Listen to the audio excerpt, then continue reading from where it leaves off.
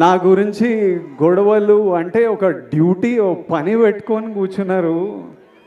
అసలు అంటే నాకు మొన్న ట్రైలర్ రిలీజ్ అవ్వగానే మా టీం నాకు కొన్ని ఫార్వర్డ్లు పంపిస్తున్నారు. అంటే మన డిజిటల్ టీం ఉంటుంది కదా, మన వీడియోలు ఎక్కిస్తుంటారు, పిఆర్ చేస్తుంటారు, అవన్నీ ఒక బంచ్ ఆఫ్ యంగ్ బాయ్స్ ఉన్నారు. ట్రైలర్ రిలీజ్ అవ్వగానే నాకు ఏం జరుగుతుందో బయట పంపిస్తూ వాళ్ళ పర్సనల్ చాట్స్ పంపిస్తుంటే, ఎవరో యుఎస్లో సమ్ డిస్ట్రిబ్యూటర్ మన సినిమాకి సంబంధం లేదు, నాకు సంబంధం లేదు, కింగ్డమ్ కొనలేదు ఆయన, మా టీం వాళ్ళకి మెసేజ్ పంపిస్తున్నారు, యుఎస్లో బుకింగ్స్ ఎట్లున్నాయిరా, ఎయిరా, హైప్ ట్వీట్లు లేరా, Vijay Deverakonda redemption, Gowtam Tinnanuri mark cinema, Anirudh blockbuster musical, Nagavamsi is never wrong అని ఎయిరా, ఎందుకు లేట్ చేస్తున్నారు అని నాకు చెప్పట్లేదు, ఆయనకేం రాదు. వాళ్ళు అంటే నాకు ఇలా మాట్లాడుకుంటున్నారా మన మన గురించి.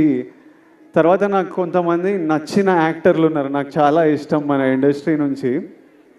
కొన్ని మెసేజ్లు వాళ్ళవి, అరే అన్నకి ఎట్టుపడాలరా, సారీ కొండన్నకి ఎట్టుపడాలరా,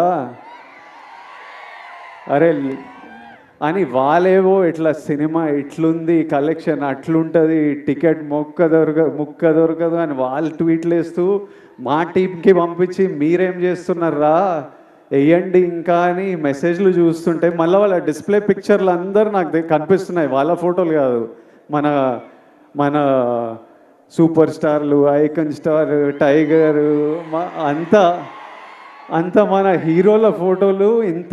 అరే ఇంతమంది మన గురించి ఇంత మొక్కుకున్నారు, ఇంత ప్రేమ ఇంత కోరుకున్నారు.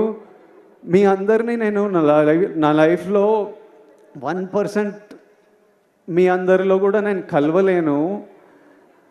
అట్లుంది లైఫ్. అంటే కలవడం అంటే షేక్ హ్యాండ్ ఇచ్చి ఫోటో వేయడం కాదు, మీతో కూర్చొని మాట్లాడి ఏదైనా తిని లైఫ్ గురించి మాట్లాడుకొని. మీ అందరికీ నేను విజయ్ దేవరకొండలా తెలుసు, కానీ స్టేజ్ బయట, థియేటర్ బయట, మా ఇంట్లో ఎట్లుంటా, మా ఫ్రెండ్స్తో ఎట్లుంటా, మనుషులతో ఎట్లుంటా, చాలామందికి అది తెలవడం ఇంపాసిబుల్. అయినా ఇంత ప్రేమిస్తారు, ఇంత మన గురించి కోరుకుంటున్నారు అనిపించినప్పుడు నాకు ఈ నా విజువల్ ఇవన్నీ చూస్తుంటే అనిపిస్తుంది.